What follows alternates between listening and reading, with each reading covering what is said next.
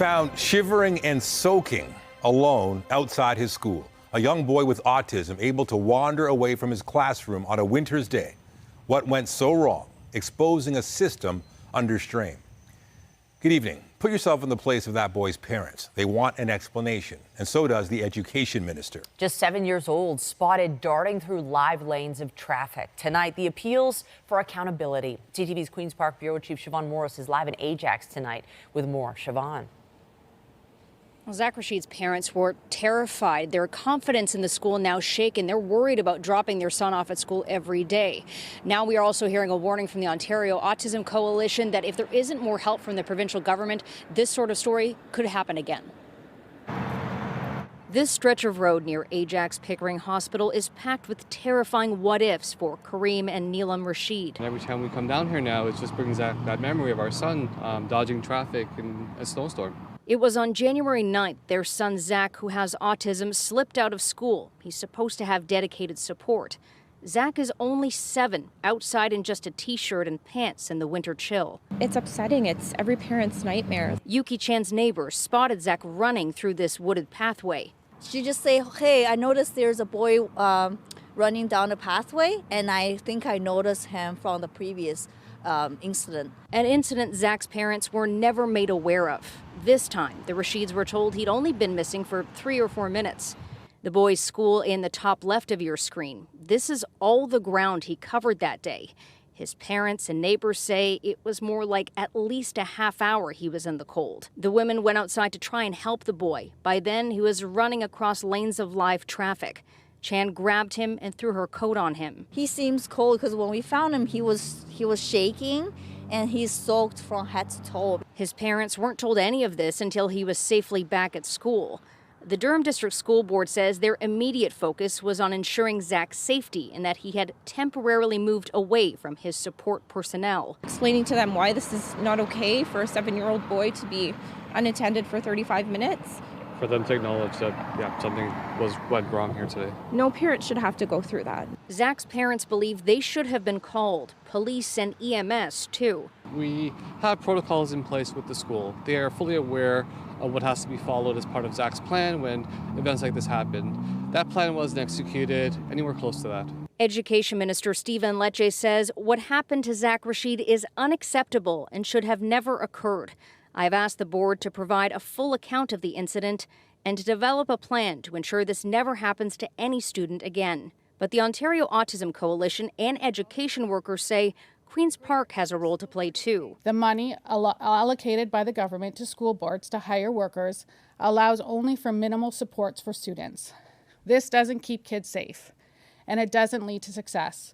Urging the government to spend more on special education in its spring budget to prevent a tragedy. The government says funding for special education has been increasing, and so is the number of TAs. But we heard today from some people doing that work, and they say often they're being pulled into doing other tasks rather than helping students directly. Reporting live from Ajax, I'm Siobhan Morris. Nathan and Michelle, back to you. All right, thank you, Siobhan. We want to turn to a series of breaking stories now. Jurors at the inquest into the death of Sammy Yatim are issuing dozens of recommendations in an effort to prevent similar deaths in the future. Yatim was fatally shot by a Toronto police officer in 2013. The recommendations touch on issues such as officer training and monitoring, along with mental health supports for officers and family members of those killed or seriously injured by police. Yatim was alone on a streetcar and holding a small knife when he was hit by 2 volleys of shots. He was 18 at the time. The officer who shot him, then Constable James Forcillo, was found not guilty of second-degree murder in connection with the first volley of bullets, but was convicted of attempted murder for the second volley, fired when Yatim was already on the ground. Forcillo was sentenced to 6.5 years behind bars and was granted full parole in 2020. And staying with breaking news, we now know 5 former members of Canada's 2018 World Junior team are set to appear in a London court on Monday. Carter Hart, Dylan Dubé, Cal Foote, Michael McLeod, and Alex Formenton are each charged with 1 count of sexual assault. A court document shows McLeod is also facing an additional charge of sexual assault for being a party to the offense. The charges relate to an alleged assault on a person identified as EM in June of 2018. 2018. Lawyers say the players will defend themselves against the allegations. Police are also expected to hold a news conference on Monday. It may not be double digits, but that doesn't mean it doesn't sting. The tax hike for Torontonians is officially being tabled. Mayor Olivia Chow laying out her plan to balance the books and what it means for your bills. CTV's Janice Golding is live outside City Hall tonight with more. Janice. Hi, Michelle. The mayor's proposed property tax hike may not be as steep as we were preparing for, but if approved, it will still mean a record high. I'll be blunt. I inherited a financial mess and $1.8 billion hole in the budget. With those words, Mayor Olivia Chow set the stage for a historic property tax hike, the highest Torontonians have seen since amalgamation. We cannot cut our way out of this mess. If we cut deeper, we could be cutting a bone and hitting the marrow. A property tax hike of 9.5%. Less than the 10.5% originally proposed by city staff, but still the largest increase in a quarter century. This budget really collectively asks Torontonians to contribute $1 per day to have a more livable city, a better city. The proposed tax hikes receiving mixed reaction today. You have the largest property tax increase in the history of the city. It is an increase in spending by $800 million, more than double the rate of inflation. And the question is, are the structural issues solved? I don't think it is. We still have a pandemic hangover. Usually you get a hangover from having a really good time. We didn't have a really good time in the pandemic, but we had to spend a lot of money. Politicians and homeowners alike reacting to the news. It will be a disaster for our people, right, Toronto people. They will lose the houses. I'm willing to do it, and for the sake of the city that I love. I'm glad it's not more. I think it was very strategic that it was under double digits. Still speaking from the former Scarborough Centre station, Chow said the city was taking the necessary steps to get Toronto back on track, investing in libraries, affordable housing, youth programming and transit, replacing the defunct Scarborough RT with the Scarborough Busway. Scarborough residents already face some of the longest transit commutes in our city, and ensuring we keep this project on track while we wait for the Scarborough subway extension to open is important to the quality of life for so many Scarborough residents. The Toronto Police Service will also receive more money, but the budget bump falls $12.6 million short of what the board was asking for. My command team will be looking at some very difficult choices to ensure we have enough officers available for emergency response. Chief Myron Demkew says the service is trying to catch up from hiring freezes in 2016 and 2017 and for 0% budget increases in the last decade. While I appreciate our significant financial constraints, the city has grown exponentially. Calls for service are up 19% this year alone, and so is crime. Crime is up 18% this year. That $12.6 million, that was set aside to hire 4 classes of 90 new officers. 25% of the entire Toronto police force has the numbers, has the years in the service to retire today. The budget will go before City Council on February the 14th. Now, come what may, the mayor says she will not be using her strong mayor powers to push the budget through. Reporting live, I'm Janice Golding. Now back to Michelle. Thank you, Janice. Meanwhile, the province is going to help get the ball rolling with the FIFA World Cup coming to town in 2026. 3 games will be played here, and the Ontario government is giving up to $97 million for Toronto's hosting duties. Queen's Park says the money will only go to public infrastructure that can be used long after the tournament is over. But the funding is conditional on matching dollars from the federal government. We have extensive budget coverage on our website. Our team of multi-platform journalists is crunching the numbers you need to know.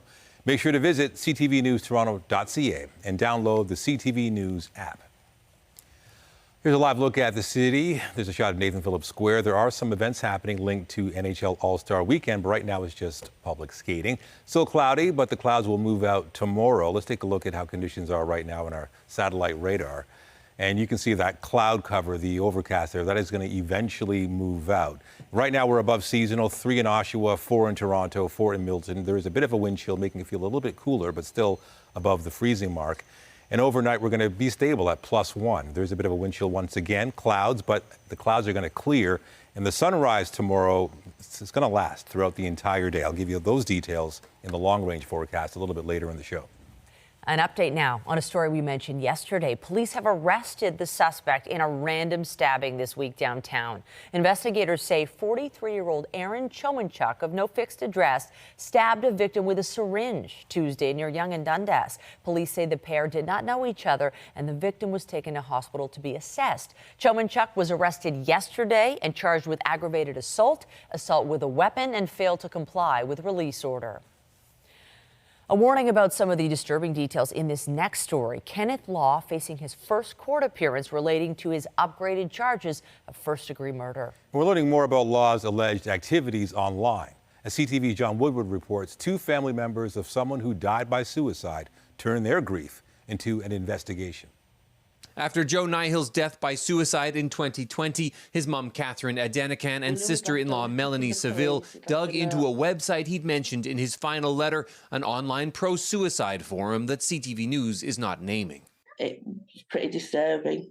That's where they found many posts encouraging people to CTB or catch the bus, site slang for killing yourself, and one account seemed to always come up, Greenberg, saying certain suicide methods are totally effective to CTB with, others more than enough to embrace eternity. Often referring people to his blog or to a company, Eskmode, which is one of the companies police have said was run by a former Ontario chef, Kenneth Law.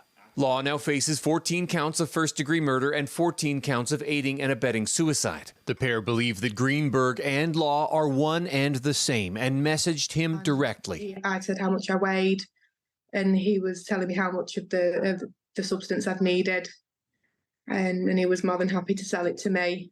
Their informal investigation soon paralleled by police in Canada and around the world as officers followed some 1,200 packages to 40 countries. A tally by CTV News suggests that 125 deaths may be connected to the products Law was selling. Some very young. Among the dead in Ontario are 19-year-old Ashton Prosser Blake and 21-year-old Stephen Mitchell. Law faced his first hearing for the upgraded charges Thursday, a hearing he did not attend as court staff said he was in medical isolation.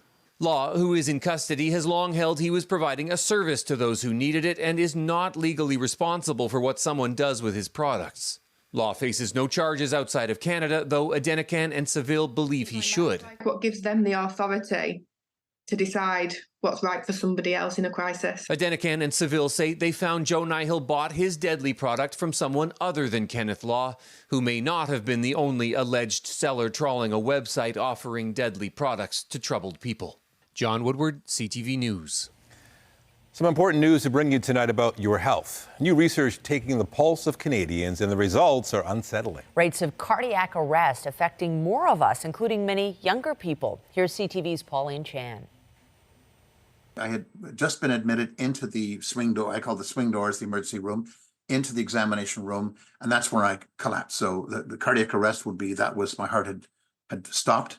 Phil Nicholson happened to suffer his cardiac arrest in 2020 in the best place possible, a hospital ER. But one of his physicians, Dr. Christian Vaillancourt, says you shouldn't have to call him lucky. You shouldn't have to be lucky to survive cardiac arrest. It should be something that happens because we have a system in place that helps increase the best circumstances for everybody to survive. The newest numbers show 60,000 Canadians suffer cardiac arrests outside the hospital each year. That's 1 every 9 minutes. Vaillancourt cites a growing and an aging population for the increase and even the rise in opioid-related deaths. Unlike a heart attack, in which patients are usually awake and experiencing pain, but usually survive, a cardiac arrest patient is often unconscious and not breathing or breathing abnormally. And Vaillancourt says Canadians need to be able to recognize the symptoms. 80% of cardiac arrest happen at home. The most likely victim will be a family member. So there's a bit of a psychological barrier to recognizing that our loved one is actually in cardiac arrest. The Heart and Stroke Foundation report recommends Canadians learn to recognize cardiac arrest and how to do CPR. It will take on average 8-10 minutes, sometimes longer, for an ambulance to arrive. And each minute that passes, the brain dies a little more. It also recommends placing more automatic external defibrillators, or AEDs, in the community, coordinating emergency response systems, and more research. Nicholson has become the first non-medical volunteer serving with the Cardiology Residency Committee at the University of Ottawa, and he brings his personal insights to help educate young physicians as well as the public. Pauline Chan, CTV News. The World Health Organization says globally there were nearly 20 million new cancer cases in 2022 and close to 10 million deaths. The reason that the number is so large is that the increase in cancer is compounded year to year. So even if cases are rising 2 or 3% per year, you add this year to year over a long period of time, and then you end up with a very large number like this. And the rates just continue to rise in this way because of population growth and the risk factors noted and aging population. The UN agency is urging governments to spend more on early screening and prevention and to look at what countries that have lower cancer rates are doing. It estimates there will be more than 35 million new cases by 2050, an increase of 77% from 2022. Tobacco, alcohol use, and obesity are major factors. Lung and breast cancer are the two most commonly diagnosed cancers in the world. The federal government will not be expanding eligibility for assisted dying for another 3 years. A change was set to take effect next month that would have allowed access to people with a mental illness. And now that is being pushed back to at least 2027.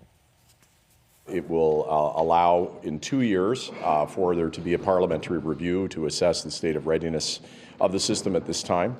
I can say that I've communicated with all of my provincial counterparts. I haven't had an opportunity with my territorial counterparts on this, but their response was very favorable. The government says the delay follows input from the provinces, territories, and medical professionals. They feel more time is needed to prepare for the change. In Alberta, the Premier is making sweeping changes to who can access gender-affirming care in the province. Danielle Smith detailed the new measures today amid pushback from those who oppose the move. CTV's Annie Bergeron-Oliver reports. My fellow Albertans. Premier Danielle Smith foreshadowed the sweeping changes when she posted a video last night, but today the official announcement. For children who identify as transgender, I want you to also know that these policies are being implemented in order to protect the choices you have regarding altering your physical body until after you've grown mature enough to make such choices safely and with a full understanding of what that means for the rest of your life.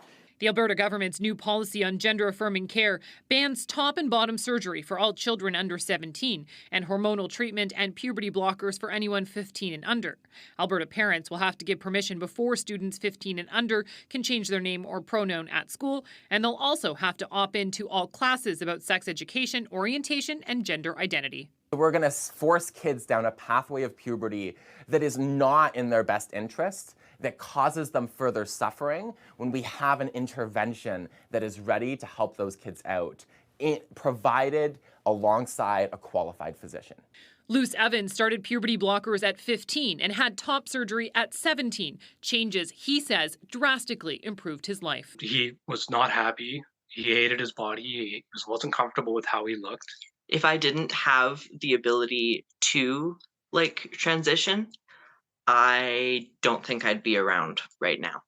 But while Alberta is the most recent, it's not the only province. Both New Brunswick and Saskatchewan require parental consent before students under 16 can have schools use their preferred pronouns and names. It equates to an all-out ideological war on not only the trans community, but the larger LGBTQ plus community. The federal health minister says he disagrees with Alberta's policy and plans to meet with his provincial counterpart soon. I think it's extremely dangerous to engage in this kind of thing, which is, I think, playing politics when you're talking about children's lives. At least 2 groups have already said they intend to pursue legal action.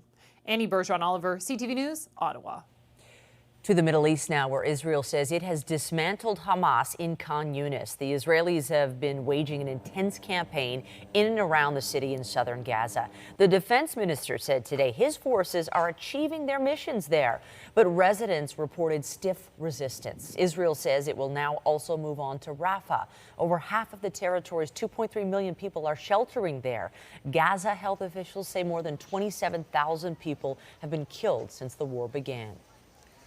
The UN agency providing humanitarian assistance to Palestinians is warning it may be forced to shut down by the end of the month.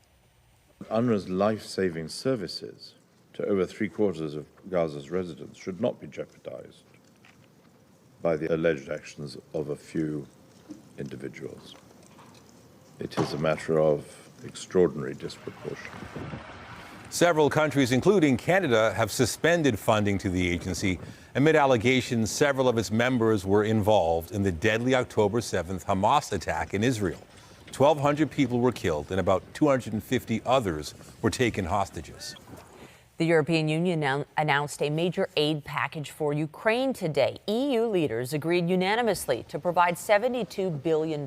They say there is an urgent need to accelerate the delivery of ammunition and missiles and vowed to continue providing timely and sustainable military support. Ukrainian President Volodymyr Zelensky said the new funding sends a clear signal to Russia and the U.S., where an assistance package has been held up in Congress. The Canadarm got a workout at the International Space Station today. The spacecraft arrived at the orbiting outpost this morning. The ship was not carrying a crew, but it did bring more than 3,700 kilograms of cargo. NASA says that will support dozens of research experiments. The space station's robotic arm captured the Grumman-Northrop craft shortly before 5 a.m., meaning an early rise for the crew. The cargo ship was launched aboard a SpaceX Falcon 9 rocket. In Australia, a 3-year-old boy went to great lengths to get himself a plush toy. In fact, he went too far. The child, look at that, he ended up stuck inside a Hello Kitty claw machine. Ethan Hopper climbed through the machine's prize dispenser at a shopping center in Brisbane over the weekend. So police came to the rescue, but Ethan was unfazed when officers told him to cover his eyes and go to one corner inside that machine. That's when they shattered a glass panel and they got him out safely. Back here at home, as more and more people opt for life slightly farther outside the city, options for reliable transit can be restricted. For those in the Kitchener area, GO train service to Toronto is still a rarity, but calls to get it running year-round are ramping up. CTV's Stephanie Davis has more on the push from passengers. More transportation is coming for students for 1 week only. I think it's great news for all students and all residents within the KWCG region. On February 17th and 25th, 4 additional trains have been added between Kitchener's GO station and Toronto's Union Station. GO Transit says it's to help people get back and forth for Winter Reading Week. It means more work opportunities. It means more like social activities and opportunities for students to meet their families, to just enjoy other aspects of social life outside of university. Now a renewed call for consistent weekend train transportation between the two cities. People in Waterloo region are desperate for some kind of alternative to driving on the 401. The GO train runs between Kitchener and Toronto on weekdays. There are weekend bus options that connect to other train lines, but it's not efficient. It's still a very, very busy service, especially at peak times, which is heading into Toronto sort of Friday evenings or Saturday mornings and coming back to Kitchener-Waterloo Sunday evenings. There are regularly people that can't get on those buses because they're full. That's why there's a push for the train. The more we expand on public transit, the less likely we are to depend on cars and vehicles on campus. That can clear up some parking that we have on campus as well. Doucette says train track ownership and the number of tracks installed are possible hurdles, but he adds routes should still be possible. From what I understand, in the infrastructure, there's nothing from stopping a basic service from running all the way from Kitchener to Toronto 7 days a week. And by basic service, that would be a train about every 3 hours. That's what the track currently permits. In a statement to CTV News, Metrolinx says transforming the Kitchener line into a 2-way, all-day rapid transit line is a massive undertaking made up of many different packages of work. In this case, CN has given Metrolinx permission to use its portion of the tracks to operate the extra trains. Stephanie Davis, CTV News, Kitchener. The NHL is calling it 4 days of hockey heaven. The league's All-Star weekend now underway here in Toronto. CTV's Mike Walker is taking it all in and joins us live. Mike. Well, Nathan, Michelle, we've been speaking with hockey fans from across Canada and the U.S. The festivities kicking off this afternoon with a red carpet event, giving fans a rare and fun experience to engage and meet the NHL All-Stars up close and personal. Thousands of excited hockey fans lining the red carpet to see their favorite NHL All-Star up close, including the Maple Leafs' William Nylander and Mitch Marner. It's really cool to meet the biggest stars in the world. So a rare moment for fans like Mike, who made the trip from Arizona. Come to all the All-Star games and try to meet the players, get some autographs. And Kayla, who was hoping for an autograph from her favorite Maple Leaf. Tried to get him last year at the Leafs outdoor practice, but he wasn't there, so I'd like to get him this time. NHL All-Star Weekend officially kicking off today. At the fanfare, it's a celebration of the game. Hockey enthusiasts putting their skills to the test. Yeah, it is hard. A chance to meet NHL alumni, including former Maple Leafs defenseman Al Iafrate. I was born in the 80s, so I remember him a little bit during my childhood, so to meet him now is a pleasure. And get up close and take a picture with the Stanley Cup. Pretty cool. Have you ever seen the Stanley Cup before? Usually in videos, but not that much. As a kid, you always dream of being with the Stanley Cup, and just standing with it, it just feels amazing. On the ice at the Hockey for All rink at Nathan Phillips Square, some of the stars from the new Professional Women's Hockey League demonstrating their skills. Just a fun opportunity to move our legs a little bit and just kind of soak in the moment. Ahead of the PWHL hosting a 3-on-3 showcase tonight at Scotiabank Arena. Just excited for all of them to be here. Putting them center stage and just putting the spotlight on this wonderful sport. They've been waiting for a long time for this, they earned this. The All-Star festivities now underway. 20+ years since we've had the All-Star game, and who knows when it'll be back. An event the NHL is describing as 4 days of hockey heaven. Now, the league is expecting up to 30,000 people to attend the festivities this All-Star weekend. Happening tonight at Scotiabank Arena is the player draft with the team captains, including the Leafs' Austin Matthews, choosing their squads for Saturday's All-Star game. Reporting live on Mike Walker. Michelle, back to you. Thank you, Mike. And as All-Star Weekend commences, hockey legend Wayne Gretzky stopped by SickKids this morning for a special recognition event honoring his late father, Walter. My dad was a very special husband, father, grandfather. He was wonderful for our country. He always bragged about his parents being immigrants coming here and how great Canada was, how proud he was to be Canadian, how much he loved living here. And I had a brother that came through here years ago. I had a nephew that came through here just recently. So it's been a special place not only for people and family to come here, but for our family also. Gretzky was there to acknowledge a donation from family friends, the Bitovs. They committed $1 million to SickKids and dedicated their gift to Walter Gretzky by naming an emergency department nursing station after him. Walter's legacy will continue to inspire generations of hockey players and fans. There's no question. He was a man of integrity, kindness, and humility who always put others before himself. And even though his contributions to hockey and the community will never be forgotten, our hope is that when a nervous parent brings a sick child through the emergency doors and sees Walter's name, there might be a sense of relief. The donation in Walter Gretzky's honor was part of the SickKids vs. Limits fundraising campaign to help build a new hospital.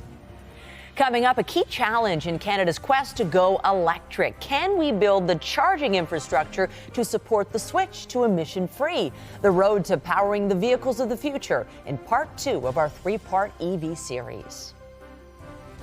There's a live look at the city tonight. Cloudy, above normal, but things will change tomorrow. It's going to be clear and sunny, and we're going to get the same thing over and over for a few days, kind of like that movie Groundhog Day. And speaking of Groundhog Day, it is tomorrow. So if it sees its own shadow, 6 more weeks of winter. And if the groundhog does not see its shadow, early spring. I got the feeling we're going to have an early spring. And by the way, that's what a groundhog looks like. Details on the long-range forecast after the break. Stay with us.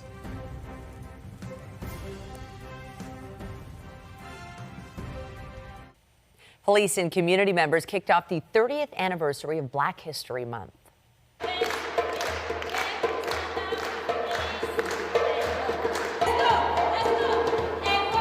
This year's theme is Honoring Your Past Leads to Conquering Your Future. The Toronto Police Service presented the inaugural Terry James Trailblazer Award to Rosemary Sadlier, an author and the former president of the Ontario Black History Society for 22 years. Sadlier spoke about what this award means to her. This award is incredibly important to me because I have many awards, but I don't have one that really acknowledges me as a person who has a connection to Toronto Police Service. I don't have one that reflects my connection to the first Black policewoman here, which I'm very, very delighted to have that connection made. The Toronto Police Service also raised the Pan-African flag for the first time, which will stay up all of February. Weather is brought to you by Train, the most reliable heating and cooling brand. It's hard to stop a train. Yes, an all-new month is upon us, and tomorrow we get to find out what all those groundhogs predict about what's going to happen with winter. I don't know if you buy into the rodent predictions, but I think it's always fun to hear what they have to not really say, but what their shadow says. Right, and there's so many of them. There's Wiarton Willie, Puxatawny Phil, the list goes on and on, so who knows? But it seems like we're going to get the early spring, at least for the next couple of weeks. That's what the forecasters are saying. If you look at conditions right now, you'll see that we've got cloud cover. Right now, we are well above seasonal. We are, 4 degrees in Toronto, 6 in Windsor, 2 in Ottawa. There's a bit of a wind chill, but still it's well above seasonal, so the conditions are pretty good. There is the cloud cover. It's overcast right now throughout the city, and that's going to continue into tomorrow morning. But in the afternoon, it's going to clear up, and then it's really going to move right out of the city by tomorrow at around noon. So look at the GTA, look at most of the GTHA area, no clouds. As for the lows tonight, 1 in Toronto, -2 in Peterborough, -1 in Waterloo. Pretty much everywhere we're above seasonal. And the highs for tomorrow, again above seasonal, should be -2, which is normal, but we'll be at 3 in Toronto, 1 in Waterloo, 1 in Peterborough. Looking at the 7-day forecast, tomorrow starts to clear. Groundhog Day, we'll find out what the groundhog has to say. For the weekend, Saturday and Sunday, lots of sunshine, highs of 3 and 4. And then look at Monday, Tuesday, Wednesday, and Thursday. Pretty much the same thing, partly cloudy, and temperatures steady at 1, 2, and 3. So again, we're looking above seasonal. That's going to continue even into late next week, and that's pretty good. We'll give you a recap of the weather forecast a little bit later on in the show. Also tonight, fears of job loss and anxiety over unexpected expenses. A new survey reveals the extent at which Canadians are worried right now. Tonight, part 2 in our series examining Canada's readiness to bring more electric vehicles to the country's roads. And the big question about where to go when you need a charge. Here's CTV's Scott Lightfoot. At this Tesla charging station in Markham, drivers brave the bitter cold of a Canadian winter to top up their batteries. Colder weather brings about some challenges, no doubt about it. It shortens our range and, of course, increases demand at these locations. The demand for charging is expected to be one of the biggest challenges to realizing the federal government's plan to make all new light-duty vehicle sales zero emission by 2035. If you live in a single-family home in the suburbs, it's very easy to put a level 2 charger in. You put a 40-amp circuit into your garage. It's the exact same circuit that will run your dryer or will run your oven. You hang an EV charger on the wall, and you're good to go. If you have street parking in an urban environment, you're not going to be able to, at this stage, access charging. And so all of a sudden, the realistic applicability of an EV for that customer is a completely different equation.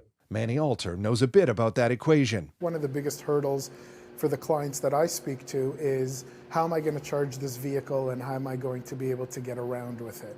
His company, Evolute, specializes in installing multi-user electric vehicle charging systems for multi-residential buildings like high-rise apartments and condos where power is at a premium. There's not enough power in really any building to accommodate the future needs.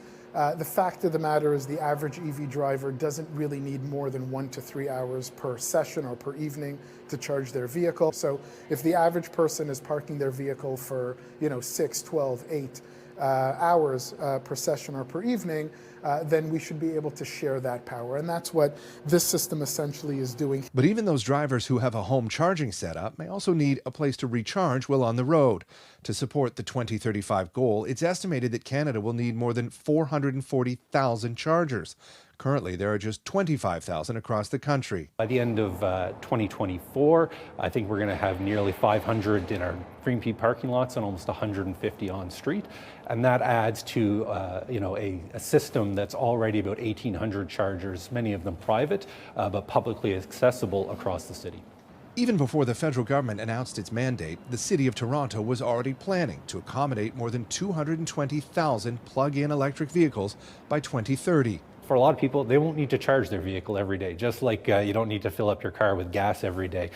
So it might be just around kind of understanding what the needs are, how people are going to be using those vehicles, and then ensuring we have a kind of a charging network that lines up and supports that the use of those vehicles. Keeping cars charged will be the key to keeping them on the road, but how and where that infrastructure will be built out and who will pay for it is still being determined. The business model for exactly where a charger is going to be and who is going to be able to get a return off that charger, it really is still unformed. Still, for those who've already made the switch, the hitch of finding a place to power up isn't enough to make them regret their decision to go electric. I would buy another one in a heartbeat. Scott Lightfoot, CTV News. In Part 3 tomorrow, the government says zero-emission vehicles will be your only option if you're buying a new vehicle after 2035. But will there be enough supply to keep up with that demand, and how the technology could change between now and then? After Barbie didn't quite get as many Oscar nods as fans expected, star and producer Margot Robbie's weighing in on the reaction to what some critics are calling a snub.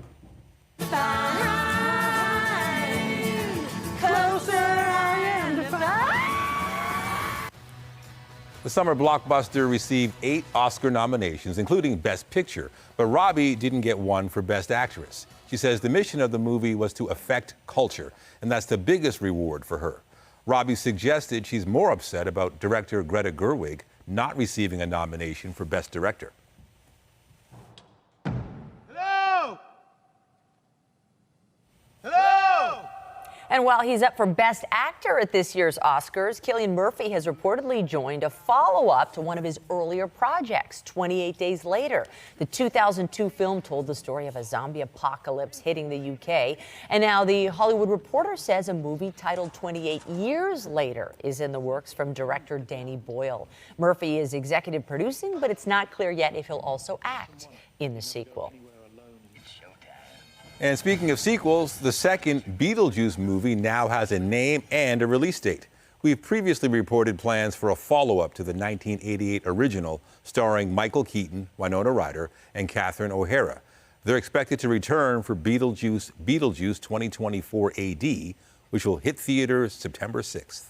Fans of Bridgerton are getting a sneak peek at the upcoming season of the streaming series.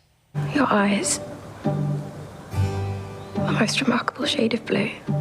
The Regency-era romance is heading into its third season in May, and Netflix shared a minute of footage today. It was part of a wider event highlighting the company's upcoming 2024 releases, including Season 2 of Squid Game and the final season of Umbrella Academy. After their final tour wrapped up last year, Grateful Dead offshoot band Dead and Company is reuniting for a special Las Vegas residency.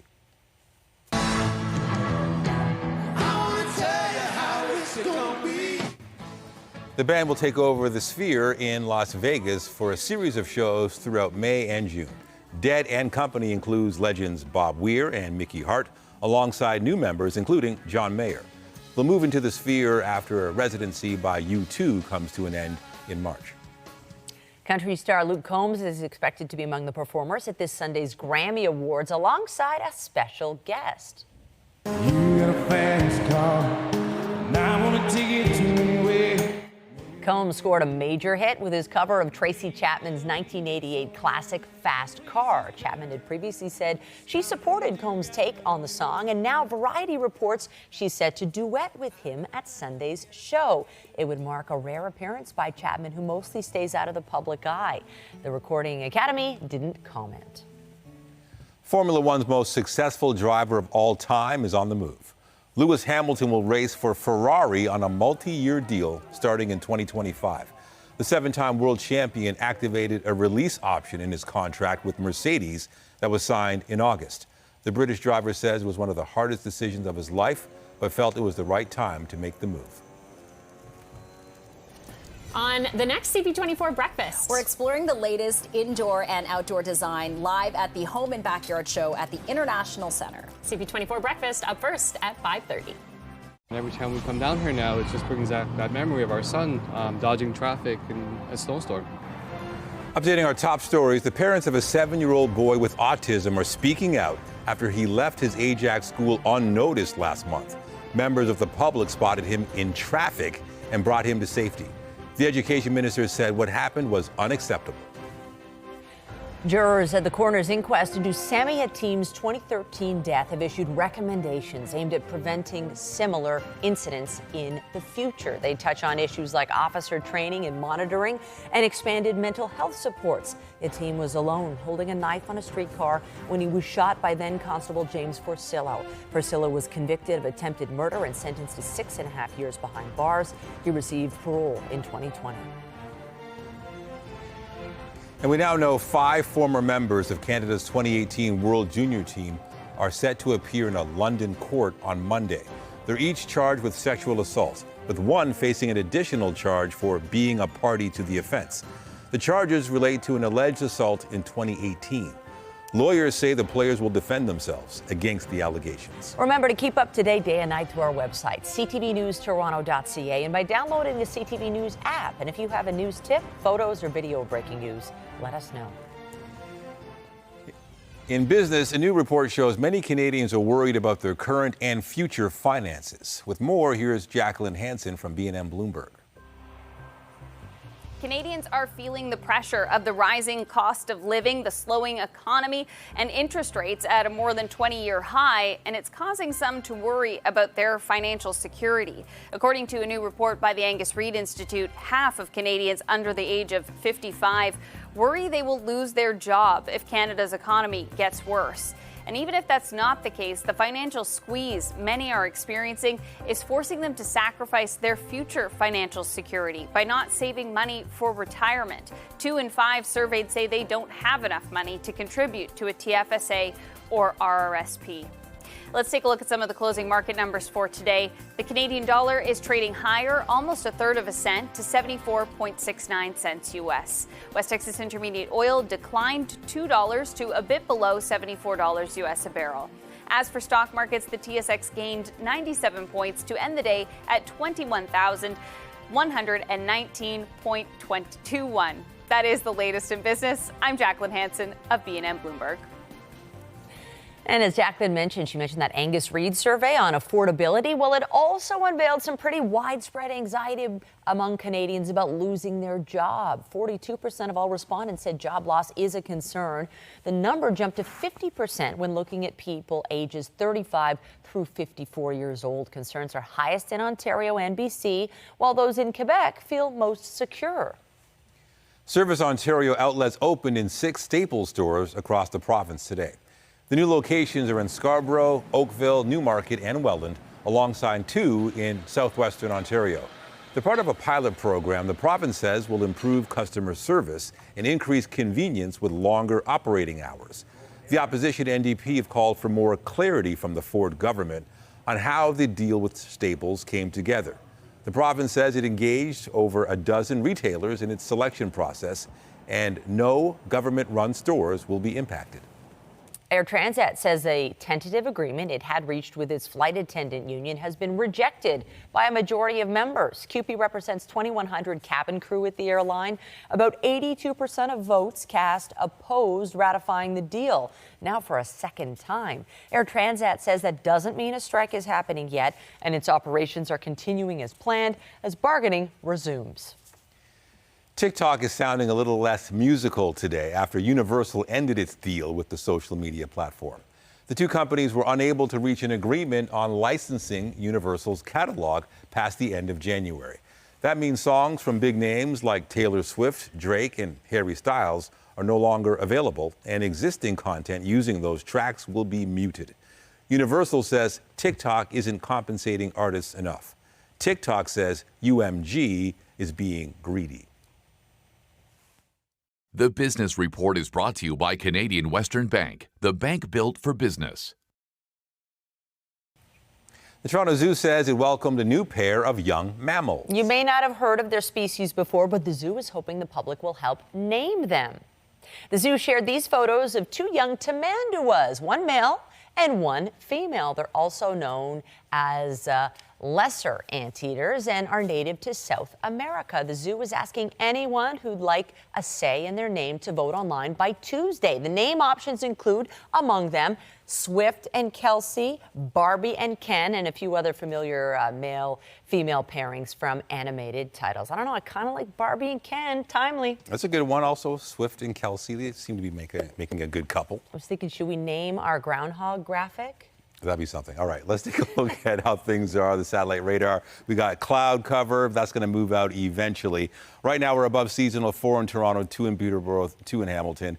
And long range, we're going to get clearing and quite a bit of sunshine for several days. So things are looking good. And don't forget, tomorrow is Groundhog Day. He's so cute. Be sure to join Omar Sachedina tonight at 11 for CTV National News, followed by Natalie Johnson with our next local newscast at 11:30. In the meantime, our coverage continues anytime on CP24 and online at ctvnewstoronto.ca. For all of us at CTV News, thank you for watching and have a good night.